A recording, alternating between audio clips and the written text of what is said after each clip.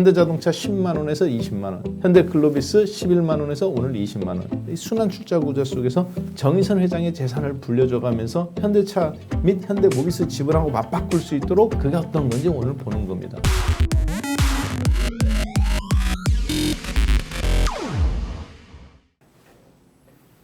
네, 안녕하세요. 반갑습니다. 박한쌤입니다.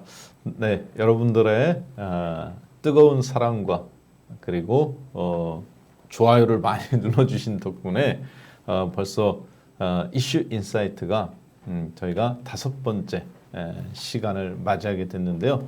오늘은 왜 현대자동차 그룹은 글로비스를 중심으로 움직이는지 이미 다 알고 계시죠. 이 방송을 계속 챙겨보신 분들께서는 이미 충분히 알고 계십니다. 자, 그리고요. 그러면 현대글로비스가 이제 20만 원을 찍었는데 10만 원에서부터 지난 2개월간. 그러면 넥스트 그 다음에는 우리는 어떻게 준비를 해야 될지 오늘 바로 이 이슈 인사이트에서 독점으로 여러분들에게 공개하도록 하겠습니다. 자, 굉장히 익숙한 그림이죠. 처음에 이 그림 보셨을 때마다 여러분들이 제가 이슈 인사이트 하기 전에 비하인드 스토리에서 한 3개월 전에 보여줬어요. 7월 달에. 즉 정몽구와 정의선 그때 당시 이제 부회장님이었지만 지금은 이제 회장님은 현대모비스를 7% 지배하고 현대모비스는 현대자동차를 20% 지배하고 현대자동차는 기아자동차를 다시 33% 지배하고 기아자동차는 현대제철을 17% 지배하고 현대제철은 현대모비스를 5.7%를 갖고 있고 그래 가면서 즉 좌청룡 우베코 현대제철 17% 현대모비스 16.9%니까 여기도 17%죠. 누가? 기아자동차가. 자, 이런 구조를 갖고 있다. 문제는 정의선 부회장은 당시에 이제 수석 부회장이니까 현대모비스 지분이 없다. 현대차 지분도 5%가 없다. 기아차도 없다. 즉 대주주 요건을 충족시키지 못한다. 그래 가면서 갖고 있는 주식이 현대글로비스를 가장 많이 갖고 있기 때문에 현대차 그룹을 안 꼽는 찐빵이다. 현대차 그룹이 아무리 올라간다 하더라도 자기 지분이 없다고 그랬잖아요. 내가 회장인데. 그럼 제가 심한 말로 그런 표현까지 있었죠. 네, 그렇죠. 고무줄 없는 팬티다. 즉 회장은 됐지만 명함만 회장이라는 거죠.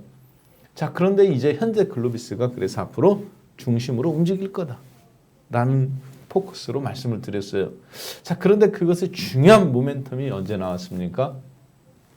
그렇죠. 이 순환출자 구조라고 말하는데 순환출자 구조를 해소할 수 있는 중요한 모멘텀이 바로 수소경제, 수소자동차라는 걸 준비하고 있었는데 문재인 정부의 뉴딜 정책이 코로나 때문에 조기 집행이 돼가면서 70조 원이 넘게 조기 집행돼가면서 그 돈을 바탕으로 해서 현대자동차가 지금 움직이기 시작하는 거죠. 자, 그러면 이게 어디까지 뻗어나가고 현대자동차, 현대모비스, 넥스트 누구냐는 거죠. 현대자동차 10만 원에서 20만 원, 현대글로비스 11만 원에서 오늘 20만 원, 넥스트 순환출자 구조 속에서 정의선 회장의 재산을 불려줘가면서 현대차 및 현대모비스 지분하고 맞바꿀 수 있도록 할 수 있도록 이쪽 계좌를 뭔가 불려야 되는데 그렇죠? 네. 그게 어떤 건지 오늘 보는 겁니다. 그걸 이해하려면 그러니까 해도 되고 해도 그만 안 해도 그만이 아닌 거예요. 정의선 회장은 반드시 해야 됩니다. 왜? 그래야 현대차 그룹 지분을 장악할 수 있어요. 순환출자 구조 속에서. 자, 방금 보셨던 그 그림을 조금 더 복잡하게 해보면 이런 구조입니다. 정몽구 회장님은 현대모비스를 7.1% 갖고 있습니다. 정의선 회장님 지분은 없어요. 그리고 모비스는 현대자동차를 이렇게 20% 전후 갖고 있고 이게 그림에 따라 약간 1, 2%가 틀린 게 신고했던 시점마다 평가했던 시점마다 다르기 때문에 그렇습니다. 즉 그림을 캡처한 시점이 다르기 때문에 그리고 현대자동차를 그런데 정몽구 회장님은 정의선 회장님은 몇 프로 있어요? 2.6%밖에 없습니다. 기아자동차는 몇 프로 있어요? 1.7%. 자, 잘 봅니다. 반면에 정의선 부회장은 현대글로비스 주식을 23.3% 갖고 있습니다. 자, 이것을 조금 더 이 부분만 확대해서 본 게 바로 이겁니다. 이 부분만 확대해서 본 게 정의선 현대모비스의 정의선 부회장님 지분이 없죠. 현대모비스는 현대차를 지배하고 현대차는 기아차를 지배하고 기아자동차는 현대제철과 다시 현대모비스를 지배하는데 그러니까 현대모비스를 장악해서 현대차를 장악하든지 그래야 다 현대차 그룹을 다 먹는 거잖아요. 아니면 기아차를 장악해서 나머지를 다 장악하든지 뭔가 이런 게 되어 있어야 하는데 그런 게 하나도 없다는 겁니다. 하려면 또 돈이 들어가죠. 내가 돈이 어디서 났는지 세금 증빙을 해야 되잖아요. 증빙 못하면 어떻게 해요? 그렇죠. 어딘가에서 돈을 증여받았거나 비자금이라고 판단해서 왕창 세금을 들게 맞습니다. 문제는 돈의 문제가 아니죠. 합법적으로 증명할 만한 돈이 있어야 되는 게 바로 재벌들의 문제입니다. 돈 얼마 들어가요? 1조, 2조가 아닙니다. 현대자동차 시가총액이 예를 들어서 30조다. 10%만 지분 확보를 하려고 해도 3조 원 들어가요. 3조 원어치 지분 확보하는 거에서 주가는 얼마나 올라갈까요? 상상하기도 힘듭니다. 그럼 그 3조 원 버는 걸 어디서 증명해야죠. 근로소득으로 벌었으면 세금 낸 거 증명해야 돼. 증명할 길이 없죠. 가장 좋은 건 내가 갖고 있는 지분이 3조 원의 가치가 됐을 때 스왑딜을 하는 거 방식이 가장 좋습니다. 지금 그 이야기를 하고 싶은 거예요. 그래서 현대글로비스가 올라간다는 겁니다. 왜? 정의선 부회장이 23% 갖고 있잖아요. 자, 그래서 결국에는 현대자동차를 장악을 해야 그룹 전체를 장악하는 거지 않습니까? 그러려면 현대모비스 지분을 장악해서 현대를 지배하든지 아니면 기아자동차를 장악해서 현대모비스를 장악하고 현대차를 지배하든지 어떤 이런 구조가 나와야 되는데 중요한 건 돈이 들어간다는 겁니다. 그것도 1, 2조가 아니라 5조 원 이상의 돈이. 그러면 그 증명할 길이 있어야 되는데 증명할 길이 없다. 왜? 근로소득으로 5조 원을 모는 사람이 누가 있어요? 따라서 가장 좋은 거는 내가 갖고 있는 지분의 가치가 그만큼 올라가서 기아자동차하고 맞바꾸든지 혹은 현대자동차를 지배하고 있는 모비스하고 글로비스 지분을 맞바꾸든지 이렇게 해서 순환출자 구조의 맨 위쪽에 안착하는 것이 가장 좋습니다. 이 방식을 쓴 재벌이 있습니다. 5년 전에 누굽니까? 그렇죠. SK텔레콤의 최태원 회장님입니다. 그렇게 해서 SK로 SK 지분을 장악하고 SK텔레콤 장악하고 SK하이닉스까지 완전히 장악했죠. 자, 문제는 왜 이거를 해야 되느냐? 그동안 안 했는데 괜찮았잖아요. 지금처럼 하면 안 되느냐? 이렇게 해도 합법적으로 지배가 되니까. 문제는 뭡니까? 두 가지 문제가 있어요. 하나는 정몽구 부회장님이 건강이 안 좋은 거 입원하셨잖아요. 2달 전에. 자, 그 다음에 또 하나는 뭡니까? 공정거래 3법이 통과가 됐을 때 현재 같은 순환출자 구조는 다 불법입니다. 왜? 현대모비스가 현대자동차를 몇 프로 지배해야 되느냐? 30% 지배해야 돼요. 실질 지배로. 그럼 정의선 부회장은 누군가를 30% 지배를 하고 있어야 이게 순환출자 구조가 완성되는데 아까 얘기했잖아요. 돈이 들어간다고. 그렇기 때문에 뭐예요? 그렇죠. 주어진 시간 내에 해야 되니까 어떻게 합니까? 주가가 슈팅이 막 나오는 겁니다. 오늘 현대글로비스가 오늘 마이너스에서 폭등이 나왔습니다. 5%까지 올라갔죠. 네, 차트 한번 잠깐 보겠습니다. 어제 나스닥 시장이 안 좋았기 때문에 아침에 마이너스 2.29% 17만 원에 출발했습니다. 17만 500원. 장중에 22만 2천 원까지 급등 나왔어요. 26% 폭등. 상하 변동성이 27%입니다. 상한가라는 거죠. 거의. 어떤 종목이? 시가총액이 7조 원이 넘는 종목. 7조 4천억입니다. 이런 종목이 이렇게 급등이 나오는 거는 바로 시간이 없기 때문에 그래요. 즉 현대글로비스 주식을 보고 무슨 생각을 해야 돼요? 그렇죠. 국회에서 공정거래 3법. 즉 금융자본은 산업자본을 지배할 수 없다. 은행이나 이런 데가 현대자동차나 이런 거 쥐락펴락하면 안 된다 하잖아요. 산업자본을 지배할 수 없다는 거죠. 삼성화재가 삼성생명이 누구를 지배하면 안 된다? 그렇죠. 삼성전자를 지배하면 안 된다. 그렇지 않으면 놔두면 보험회사들이 다 주식 다 먹었을 겁니다. 그래서 갖고 있는 지분 어떻게 해야 돼요? 일정 부분을 남겨놓고 정리해야 된다는 것이 금산법입니다. 이 금산법이 그동안 계속 불법이지만 연장해줬어요. 이제는 더 이상 연장해 줄 수 없죠. 그래서 공정거래 3법으로 바꾼 겁니다. 그래가면서 모 회사는 자회사 지분을 몇 % 갖고 있어야 돼요? 예전에 20%만 있으면 순환출자구조, 지배구조 인정해 줬습니다. 근데 지금은 몇 퍼센트? 30%를 지배해야 돼요. 마음이 다급해졌습니다. 자, 자, 현대글로비스 주식을 봐가면서 여러분은 그걸 느끼셔야 됩니다. 조만간에 현대글로비스 주식과 어떤 주식, 기아자동차든 현대자동차든 현대모비스든 주식 두 개를 스왑딜 형태 혹은 합병을 형태를 통해서 정의선 부회장은 현대자동차 전체를 지배하는 것. 현대자동차 지분이 2.6%밖에 없고 기아차 지분이 1%대밖에 없고 현대모비스는 아예 없는데 이 그룹 전체를 지배하려면 현대글로비스밖에 없는 거잖아요. 스왑딜 할 수 있는 뭐 비밀 언덕이. 자, 그거를 해서 현대글로비스가 올라가는 거죠. 자, 이거는 이미 정해진 겁니다. 그렇죠?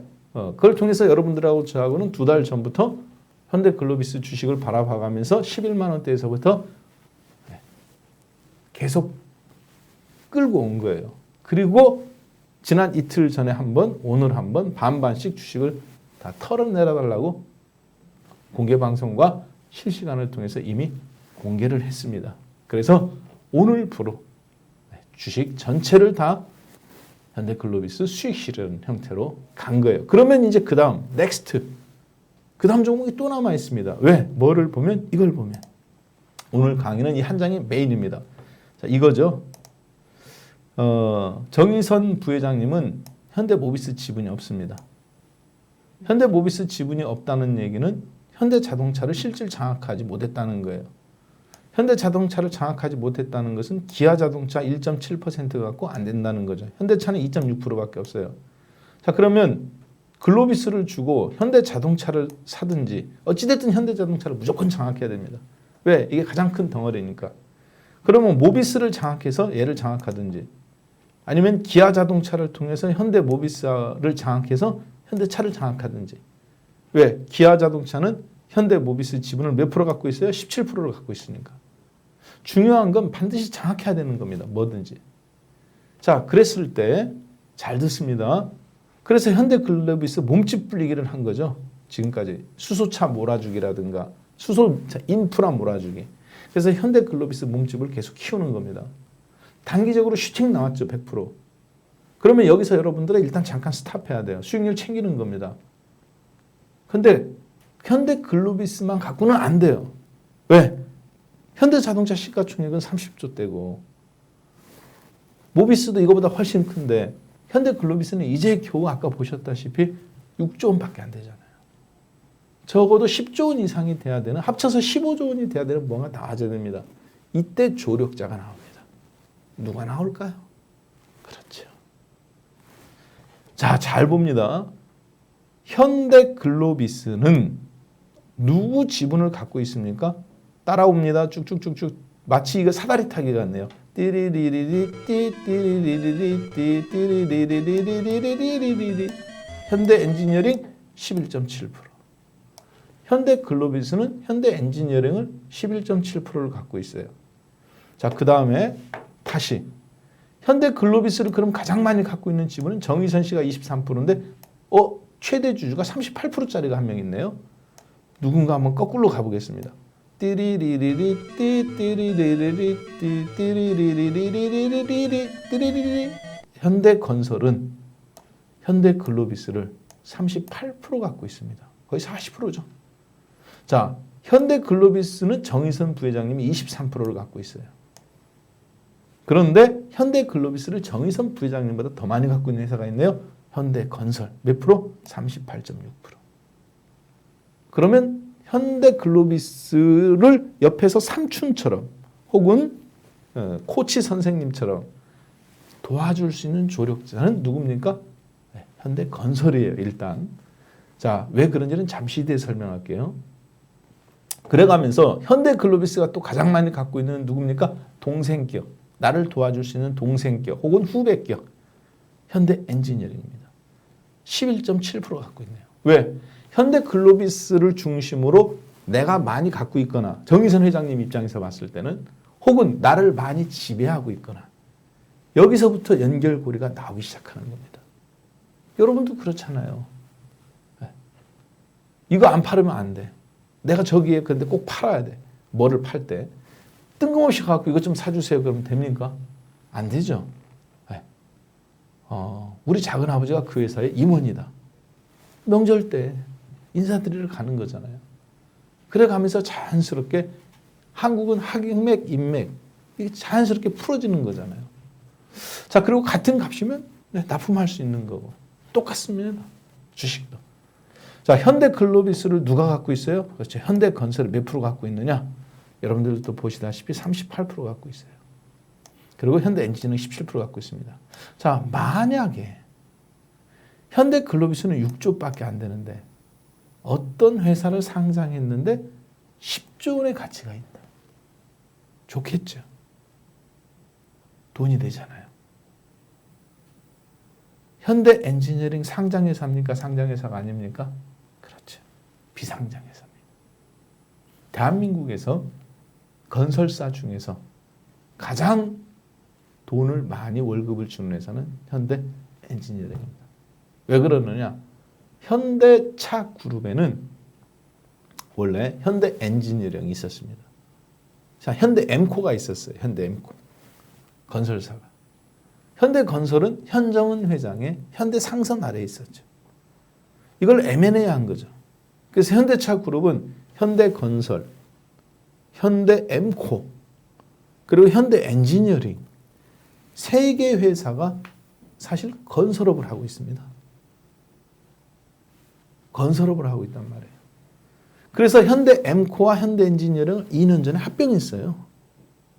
몸집을 불렸습니다. 그 몸집을 불리는 과정에서 현대엠코 지분을 가장 많이 갖고 있던 대주주였던 정의선 부회장이 자연스럽게 누구를 지배하게 되느냐? 현대엔지니어링까지 지배하게 됩니다. 현대글로비스를 통해서. 현대글로비스 상장할까 안 할까요? 상장합니다. 다음 참 현대엔지니어링. 그래서 상장함과 지배 구조가 늘어나게 지분율이 늘어나니까 자산이 커지게 되겠죠. 누가? 현대글로비스가. 자, 그런데 현대건설도 현대글로비스를 갖고 있어요. 자, 그러면 현대건설이 현대글로비스를 갖고 있기 때문에 나중에 현대건설과 현대엔지니어링 합병하고 현대글로비스하고 자연스럽게 세 개 회사가 합병되면 덩치가 커지겠죠. 최대 주주는 누구예요? 그래서 정의선 씨죠. 이것을 위해서 현대는 3년, 5년 전부터 4년 전부터 준비했습니다. 왜? 현대엠코라는 건설사와 현대엔지니어링을 합병하고 그리고 5년, 7년 전 현대건설을 합병한 겁니다. 이 회사들이 지금 뭐 하고 있어요? 그렇죠. 강남구 옛날 한전 본사 있던 땅에다가 랜드마크 올리고 있죠. 준비하고 있지 않습니까? 현대건설을 통해서 지분을 어떻게 키우는지 그리고 현대글로비스가 중심으로 앞으로 현대모비스나 기아자동차의 합병까지 이루어질 건데 지금은 일단 현대모비스를 공략할 걸로 보여집니다. 따라서 앞으로는 현대모비스 주가는 안 올라가고 현대글로비스 주가를 제가 계속 끌어올릴 거다라고 말씀드렸죠.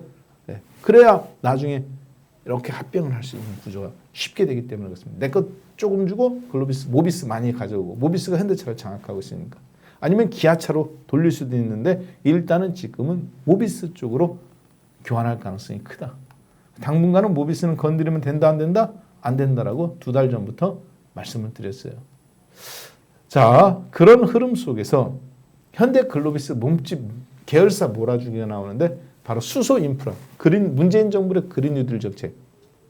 가장 돈이 되는 수소는 수소차도 돈이 되지만 수소 인프라가 훨씬 큽니다. 어느 정도 크느냐? 앞으로 수소를 우리나라가 지금 한 19만 톤 정도 생산하고 있는데 2020년도까지 47만 톤, 2030년도까지 194만 톤, 2040년도까지 560만 톤을 생산합니다. 수소는 여러분들한테 예를 들어서 수소차에다 지금 넣는 가격이 8,000원입니다. 정부에서 수소차에다가 킬로그램당 8,000원 정도 돼서 7,000원 받아요. 쉽게 얘기해서 예를 들어서 10,000원으로 환산한다면 이렇습니다. 수소 생산 원가는 3,500원밖에 안 됩니다. 근데 유통 수소를 운반 비용이 얼마냐? 5,000원이에요. 생산 원가보다 50% 정도 더 비쌉니다.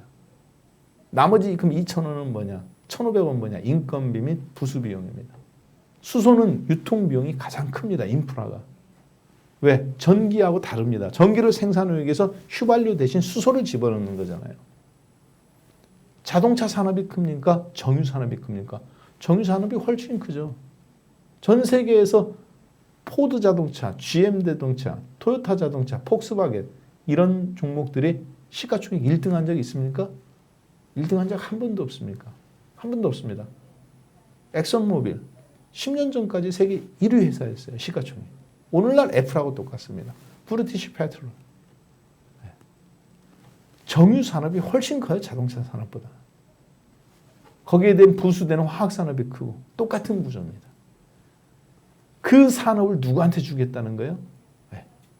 바로 SK이노베이션, LG화학을 합친 것 같은 GS, S-오일 이런 걸 합친 것 같은 회사를 바로 현대글로비스한테 주겠다는 겁니다. 수소 인프라를. 해상풍력 설치 위치예요. 앞으로 정부가 계획하고 있는 것들. 주로 어디에 많이 설치한다고 그랬어요? 경상도 쪽입니까? 전라도 쪽, 호남 쪽입니까? 거의 호남 쪽이죠.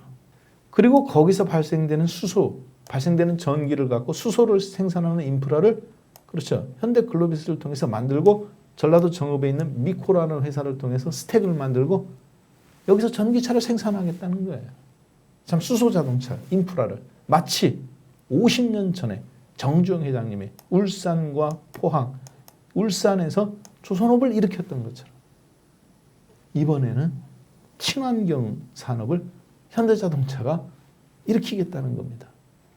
문재인 정부의 뉴딜 정책으로 정책 자금으로 가겠다는 거죠. 이거 보고 지역 감정 생각하실 필요 없습니다. 어차피 지역적인 요건이 그렇게 될 수밖에 없는 거잖아요. 따라서 이걸 보고 현대글로비스는 정책 자금으로 움직이는구나. 그걸 통해서 지배 구조를 개선하는구나. 이렇게 생각하시면 됩니다. 자, 그러면 우리는 이걸 보고 다음과 같이 생각해야 됩니다. 이것만 움직이느냐? 아닙니다. 만약에 이것이 우리나라용이다. 그렇게 생각하면 굉장한 리스크를 안을 수밖에 없어요. 왜? 안 하면은 안 되잖아요. 근데 2050년도까지 유럽도 23% 이상을 그린 수소로 만들겠답니다. 현재는 2%밖에 되잖아요. 즉 친환경, 풍력이나 태양광으로 전기를 이용해서 만들어진 수소. 이게 그린 수소거든요. 이것만이 보조금을 받을 수 있는 거죠. 자, 따라서 이러한 어떤 앞으로 버스, 택시, 트럭, 철도, 배 그런데 쏟아붓는 비용이 얼마냐? 수소를 만드는 데만 420억 유로, 한국 돈으로 약 60조 정도 됩니다. 수소를 운송하는데 그런데 충전 인프라는 얼마 드냐? 650유로, 한국 돈으로 거의 80조 가까이 됩니다. 그린 수소 제조를 위한 재생에너지 건설, 즉 풍력이나 태양광에는 얼마 쏟아붓느냐? 3,400유로, 한국 돈으로 거의 500조 원 가까이 돼요. 무슨 얘기냐? 수소를 생산하는 것보다 충전 인프라가 더 크고 충전 인프라보다 재생에너지 시장이 더 큰 것인데 바로 그 중심에 누구를 갖다 놓는 거다? 현대글로비스를 현대차는 모비스를 원래 갖다 놔야 되는데 부품 산업인 현대차가 부품이니까 자동차니까 부품 산업이 이쪽하고 연결이 돼서 스택을 생산하는데 이게 맞는 거잖아요. 근데 그걸 누구한테 맡긴 거예요? 그렇죠. 현대차의 운수업, 자동차를 실현하려는 글로비스한테 이걸 다 맡기겠다는 거죠. 인프라를. 그래서 올라오는 겁니다. 자, 우리는 저걸 보고 다음과 같은 종목을 생각해 볼 수 있는 겁니다. 자, 현대건설이 현대글로비스의 정의선 회장님을 제외하고 최대 주주예요. 그리고 나중에 아까 보셨지만 현대엔지니어링 상장한다든가 했을 때 우회 상장으로 할 수도 있고 현대엔지니어링과 건설의 합병 아니면 현대엔지니어링을 상장시켜서 주가 가치를 띄워서 현대글로비스도 같이 동반 상승을 할 수도 있습니다. 어쩌면 오늘 현대글로비스가 급등 나온 것이 바로 현대엔지니어링과의 연관 관계, 상장으로 인한 수혜를 입을 가능성도 크기 때문에 그렇습니다. 자, 그러면 여러분들은 현대글로비스 넥스트 종목으로 뭐를 생각한다? 그렇죠. 현대건설을 보시는 겁니다. 현대건설 지금 얼마예요? 네, 31,600원이네요. 코로나 당시 직전 주가가 42,000원이었습니다. 그렇죠? 2월달, 3월달. 그래서 2만 원대인 19,000원대까지 떨어졌다가 지금은 31,000원, 50% 정도 오른 상태네요. 코로나 직전까지 비하면 또 빠진 상태고 장기적으로 보면 7만 원대, 7만 9천 원이니까 8만 원 했던 주식이 지난 3년간 하락했습니다. 그래서 지금 이 가격이에요. 반토막 나 있네요. 그러면 뭐 문제가 있었겠죠, 회사가. 시가총액 3조 5천억짜리인데 라고 생각하실 수 있겠지만 전혀 그렇지 않습니다. 실적 매우 좋습니다. 연평균 17조 원 정도의 좀 크게 보겠습니다. 연평균 평균 17조 원. 2019년도 17조 2천억, 영업이익 8조 5천억, 약 5% 가까이 되네요. 자, 이번 연도는 상반기 8조 6천억, 영업이익 3천억. 코로나 영향도 있습니다만 약간 7,200억 정도 영업이익. 당기순이익은 4천억. 그리고 이번 연도는 3,900억. 그렇지만 정부의 코로나 영향 조기 발주가 나오고 있죠.